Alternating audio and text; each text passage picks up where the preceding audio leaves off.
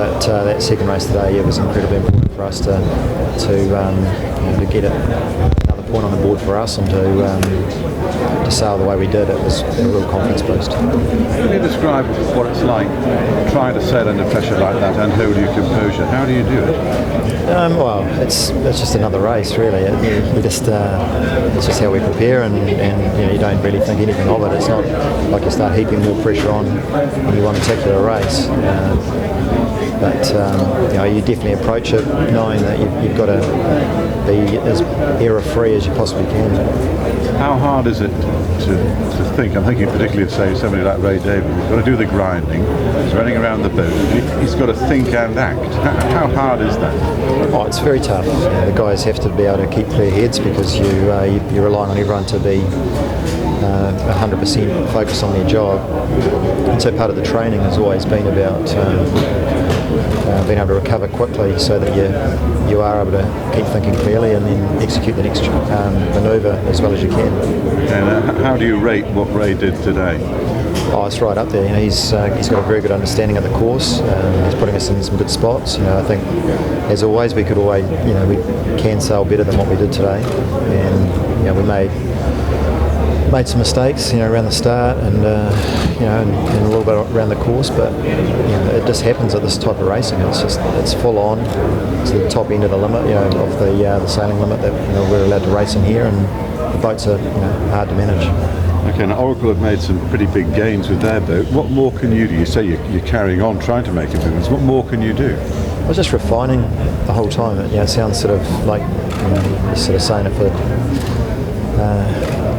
But I think every day we learn a little bit more about how to make the boat sail consistently better, just in the moding and how quickly you accelerate our attacks and everything else. And we've just got to keep pushing the limits of that. Is it some kind of compliment that Oracle appear to have copycatted most of the things that you've done? Watching them tack and things like that. Well, I think we've been in a race environment for probably a lot longer than they have, and so we probably learned things a little bit quicker, or a little bit earlier than what they did. But if there's good ideas out there, then I guess you try your best to match them, and they've obviously looked at what we've been doing, and they've simulated a lot of those, and it's working for them. Okay, now the barbs are beginning to fly a little bit. Jimmy's tweet, what did you think of that? I don't even know what it was. I haven't even heard, but obviously had a crack at something. Yeah. Can't repeat it. Can you keep an eye on Martin? How hard is it to not start thinking only 2 wins to go? It's about the furthest thing from my mind, to be honest. It's very much about trying to win 2 more races. We know that it's going to be a battle for every point, and I think the statistics are definitely on our side, but we've got to go out there and earn each point as they come, and we've got to work very, very hard because, as we've seen, they're not going to roll over, and as nice as it would be, but they're not going to, and we've got to make sure we go out there to win races. You did bounce back from yesterday. How did you do that? Well, when we talked to you yesterday, you hadn't actually seen it. What happened when you did? I was pretty surprised that it managed to come back from where it was, because it was over, and it was just. I think God was a Kiwi yesterday. Dean, to fill you in about that tweet, as I guess subtly as we can, it said there is no I in let's beat the Effers, replacing there is no I in team. Yeah. So what's your take on that now? Well, they're entitled to say what they want. It's that's what motivates them. It's fine. Hey Dean, how important was that second race yesterday? Even though it was abandoned, you guys had gone up to the tipping point. You were able to get back on, lead at the start, lead at that second gate. Mentally, for the team, was it good to get back on the water right away? Oh yeah, definitely. I think every time you have any type of setback or something that does go wrong, then you want to be able to bounce it straight back and just get back on the horse. I think as a team we know how to deal with that sort of thing pretty well. We've been through a lot together, and it's just it's a case of just getting straight back into it, doing the jobs that we know how to do well. Was there any thought of playing that card? No, not at all. No, we were more than happy to go racing again yesterday afternoon, and yeah, we just got to make sure that we are as error-free as we can in all the races. How much of a game changer is this new pre-start? I mean, it's pretty hard to win a start with if you're coming from the starboard side. Yeah, it's a different dynamic, that's for sure, and there are ways around it, but you need a lot of things to kind of line up in your favour, and I didn't do a good job of the positioning in the first one. Second one we just managed to hang on, and but it really comes down to good positioning and time and distance. You still feel it's balanced compared to the normal 4 minutes pre-start?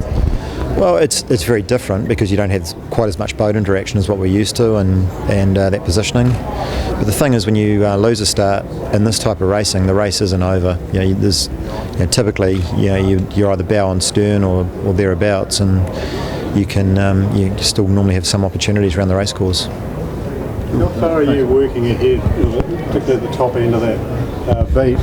In terms, we could see decisions that were made there obviously had quite a significant impact, but didn't even come into play till halfway down the run. Is Ray sort of thinking, how far ahead is he having to think?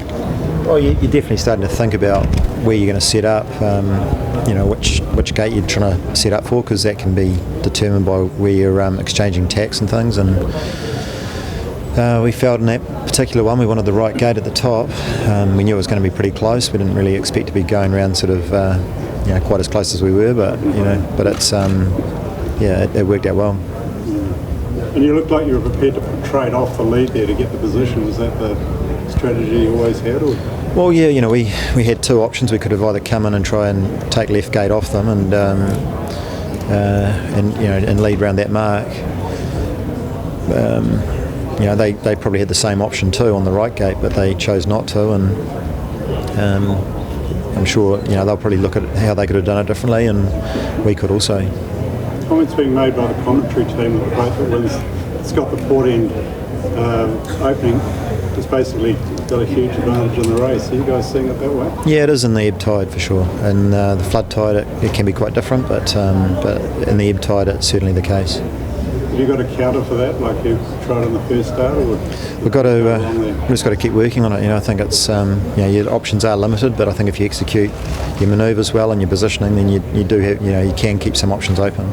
So are you approaching those sort of races from we're going to be behind at the first mark strategy? What do we do to catch up? No, definitely not. No, we're fighting to try and win the start, but at times your options are limited, and you sort of can't make something happen at times. If they position well and their timing's good, it's very hard to make something happen. And the first start, they did a good job with their timing, and the second one, I think we could have done it a little bit better, but we still had inside at the first mark. You got an official angle on what the capsize was? In terms of how far it went over? No, I wasn't too interested, to be honest. Yeah. Okay, yeah. All right, thanks.